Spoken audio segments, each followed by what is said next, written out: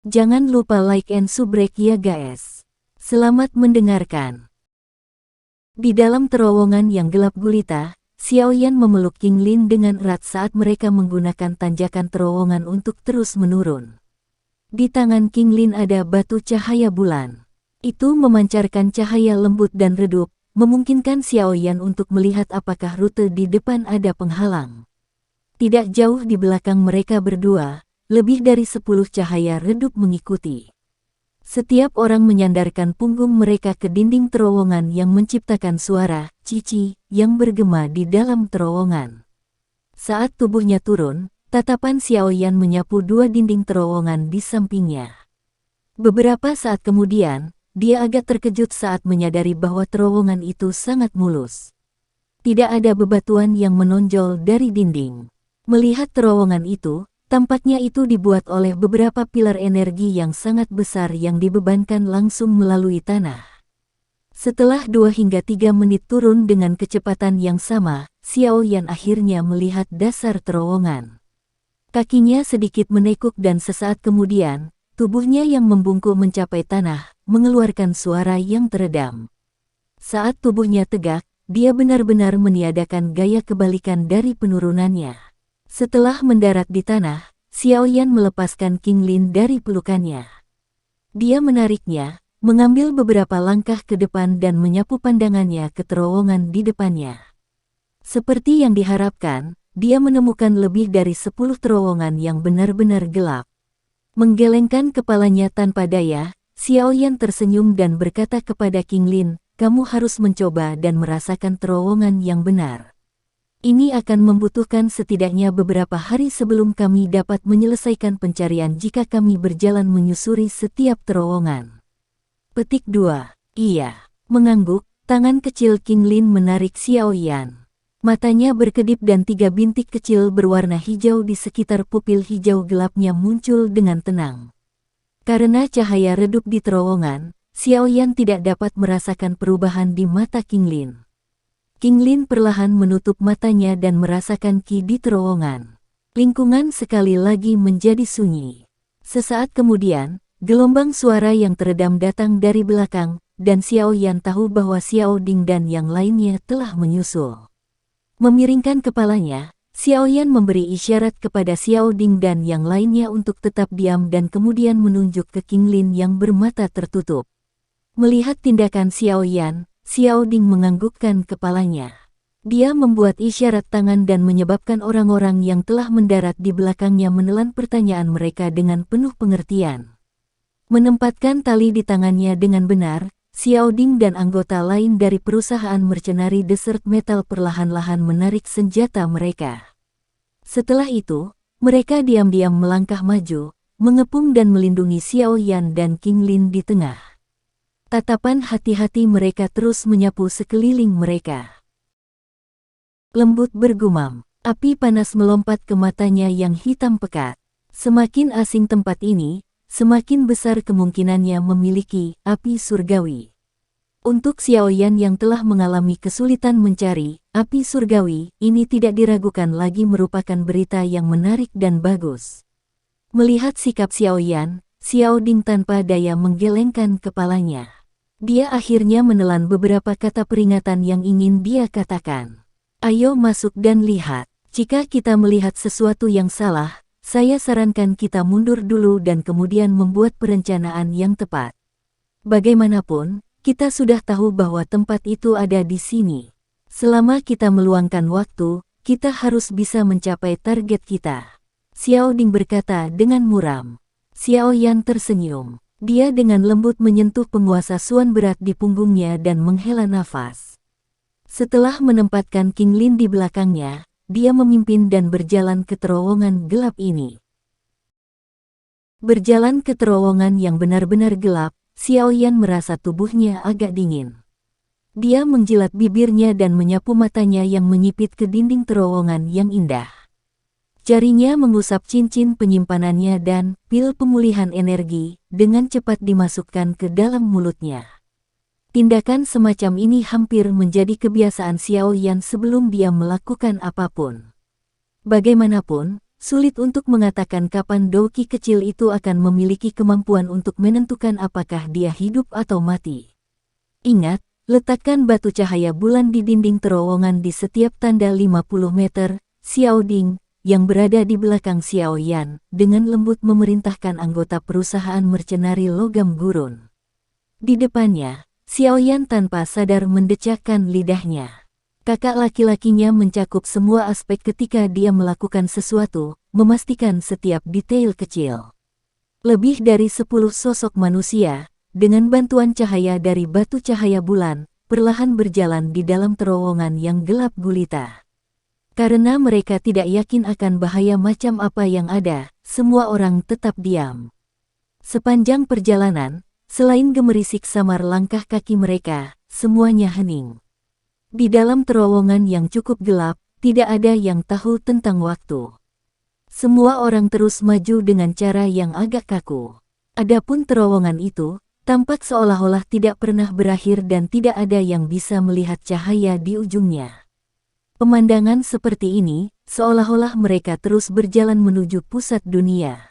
Saat mereka mulai masuk lebih dalam ke dalam terowongan, Xiao Yan tiba-tiba merasakan rasa dingin yang menyelimuti tubuhnya tiba-tiba menghilang. Menggantinya adalah sedikit kehangatan. Merasakan perubahan ini, langkah Xiao Yan perlahan berhenti. Dia memiringkan kepalanya untuk melihat Xiao Ding dan yang lainnya. Melihat keterkejutan di wajah mereka, dia dengan lembut menjilat bibirnya dan berkata dengan lembut, bukan karena energi tipe dasar telah menghilang. Sebaliknya, energi jenis api terlalu padat sehingga menekan energi jenis tanah ke titik yang sangat sulit untuk dirasakan. Kami baru saja memasuki wilayah energi jenis api, namun sudah sangat padat. Jika kita terus maju, betapa menakutkannya itu. Jangan bilang kalau di bawah tempat ini memang ada api surgawi. Xiao Ding berkata dengan suara tercengang. Xiao Yan mengerutkan bibirnya. Api hasrat muncul di matanya. Api surgawi. Ini adalah hal luar biasa yang diimpikannya sejak dia mulai melatih Flame Mantra. Sekarang, itu akan muncul di hadapannya. Antisipasi tiba-tiba semacam ini hampir menyebabkan Xiao Yan gemetar karena kegirangan. Ayo pergi, terus turun. Semuanya, jika kamu tidak bisa menahan pemanggangan dari energi tipe api di sekitarnya, maka tolong hentikan. Kalau tidak, jika kamu terus turun, kamu mungkin akan terbakar menjadi abu. Xiao Yan menarik napas dalam-dalam, berbalik dan berkata dengan serius. Iya, melihat ekspresi serius di wajah Xiao Yan, tidak ada yang berani mengambil kata-katanya dengan enteng. Mereka segera menganggukkan kepala sebagai jawaban. King Lin, jika kamu merasa bahwa kamu tidak dapat bertahan lebih lama lagi, lakukan apa yang telah saya katakan. Apakah kamu mengerti? Menundukkan kepalanya, Xiao Yan memberitahu King Lin dengan serius. Iya, King Lin menganggukkan kepalanya dengan patuh, melihat ekspresi di wajah kecil King Lin, tampaknya energi jenis api panas di sekitarnya tidak membuatnya tidak senang. Begitu dia memberikan perintah yang sesuai, Xiao Yan mengencangkan tinjunya dan melangkah menuju daerah bagian dalam terowongan yang semakin dalam. Di bagian sisa perjalanan, energi jenis api di sekitarnya semakin padat saat semua orang melangkah lebih dalam. Beberapa anggota yang sedikit lebih lemah mulai tidak dapat mentolerir suhu tinggi dan tanpa daya memilih untuk mundur. Meskipun ada beberapa yang mundur, penurunan terus berlanjut. Pada akhirnya, hanya Xiao Yan, Xiao Ding, dan King Lin yang bertahan dan mendorong ke depan. Sisanya ditarik keluar ketika mereka tidak bisa menahan energi jenis api yang semakin mudah tersinggung. Saat mereka melangkah lebih dalam, ekspresi Xiao Yan juga menjadi semakin serius. Selain serius, ada sedikit kegembiraan yang tak terkendali. Ini karena dia bisa merasakan bahwa rute sirkulasi, Flame Mantra, di tubuhnya secara otomatis mulai dengan cepat beredar dengan api ungu Doki tanpa kendali darinya. Ini adalah pertama kalinya hal seperti itu terjadi sejak dia mulai berlatih. Kita hampir sampai. Setelah berbelok di tikungan lain, cahaya berwarna merah muncul di ujung terowongan tak jauh dari situ. Melihat ini, Tubuh Xiaoyan menggigil dengan penuh semangat. Dia menyeka keringat di wajahnya. Suaranya parau saat dia berkata dengan datar. Ketiga orang itu meningkatkan kecepatan mereka untuk peregangan terakhir. Mereka dengan cepat melewati rute pendek ini dan akhirnya sampai di ujung terowongan. Berdiri di ujung terowongan, mereka bertiga menyaksikan dunia merah menyala di depan mereka dengan wajah mereka dipenuhi dengan keterkejutan.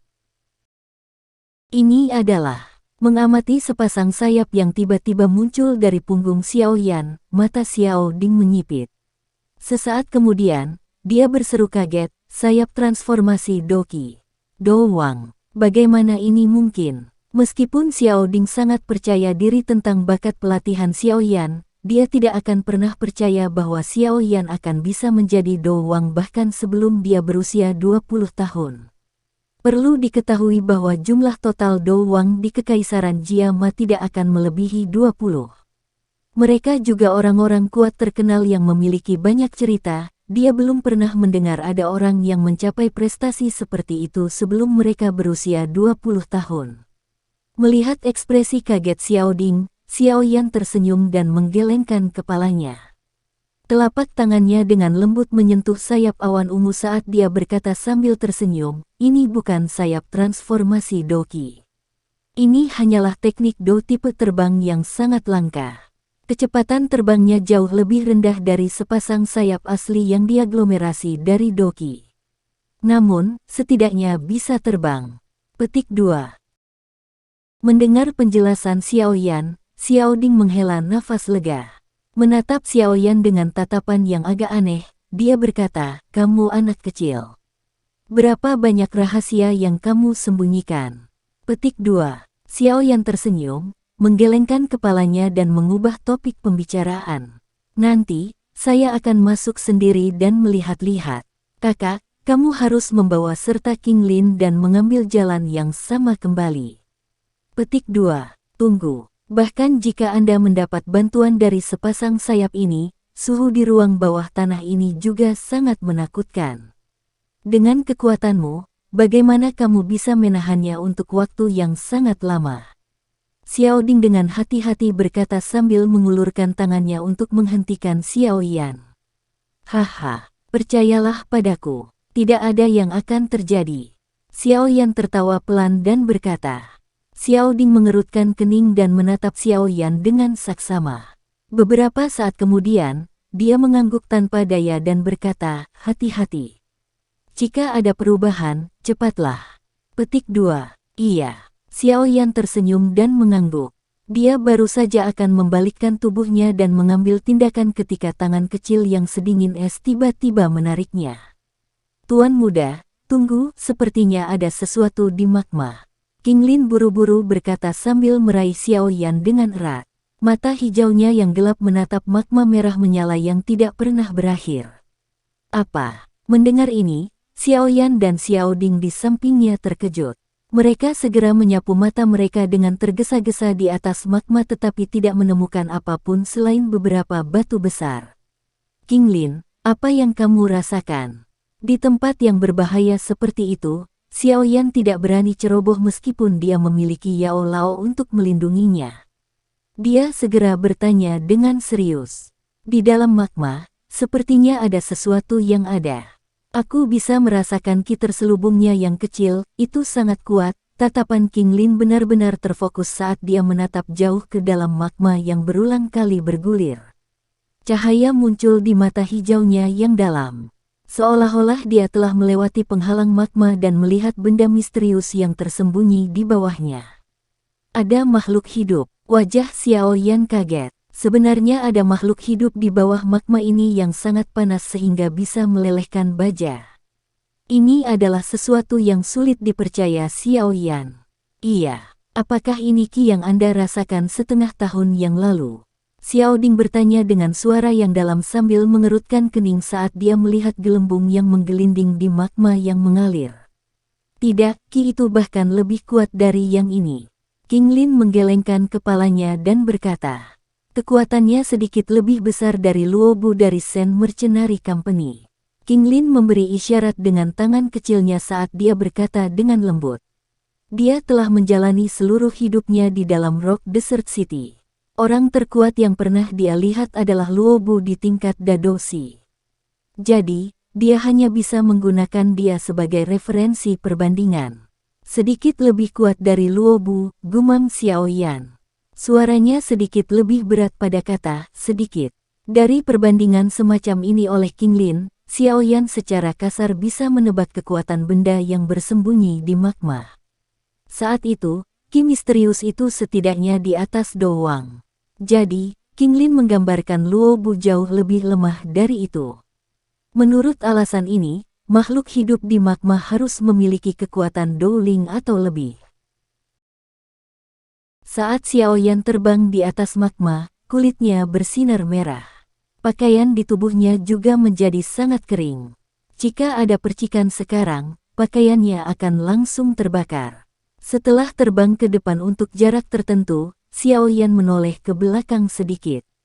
Dia menyadari bahwa jalan keluar yang sudah kecil telah menjadi lebih kecil. Di pintu keluar ruang bawah tanah, dua sosok kecil menatap tajam ke arahnya. Melihat kedua sosok itu, Xiaoyan tanpa daya menggelengkan kepalanya. Dia hendak melambaikan tangannya untuk menunjukkan bahwa dia baik-baik saja saat suara tajam King Lin tiba-tiba berteriak, "Tuan muda, ia mengikuti Anda.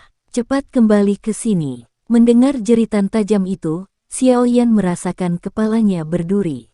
Tubuhnya tidak ragu-ragu dan berubah arah dalam sekejap. Mengepakkan sayapnya, dia terbang dengan sekuat tenaga menuju pintu keluar terowongan. Tepat saat tubuh Xiaoyan bergerak, danau magma yang tenang di bawahnya tiba-tiba mengeluarkan suara teredam. Banyak sinar magma panas ditembakkan dengan keras dalam sekejap. Saat magma terbang ke segala arah, makhluk hidup misterius dengan tubuh besar tiba-tiba meledak dengan ganas dari magma. Dengan cara seperti kilat, ia membalikkan tubuhnya ke arah Xiaoyan yang melarikan diri dan menggigitnya. Sekian dulu ya guys. Terima kasih sudah mendengarkan, bye-bye.